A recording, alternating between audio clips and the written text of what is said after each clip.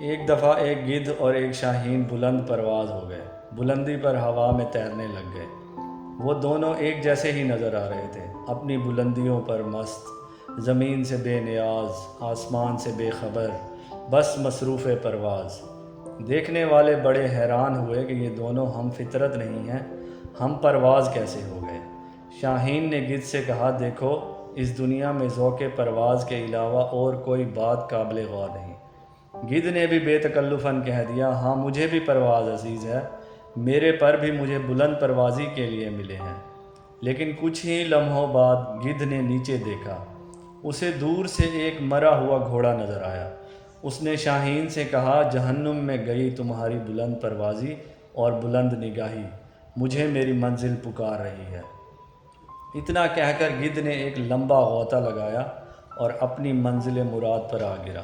فطرت الگ الگ تھی، منزل الگ الگ رہی۔ ہم سفر آدمی اگر ہم فطرت نہ ہو تو ساتھ کبھی منزل تک نہیں پہنچتا۔ انسانوں کو اگر غور سے دیکھا جائے تو یہ معلوم کرنا مشکل نہیں ہوگا کہ فطرت اظہار کرتی رہتی ہے، جو کمینہ ہے وہ کمینہ ہی ہے، خواہ وہ کسی مقام و مرتبہ میں ہو۔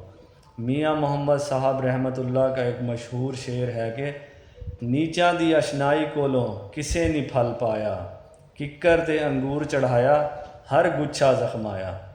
کمینے انسان کی دوستی کبھی کوئی پھل نہیں دیتی، جس طرح ککر پر انگور کی بیل چڑھانے کا نتیجہ یہی ہوتا ہے کہ ہر گچھا زخمی ہو جاتا ہے۔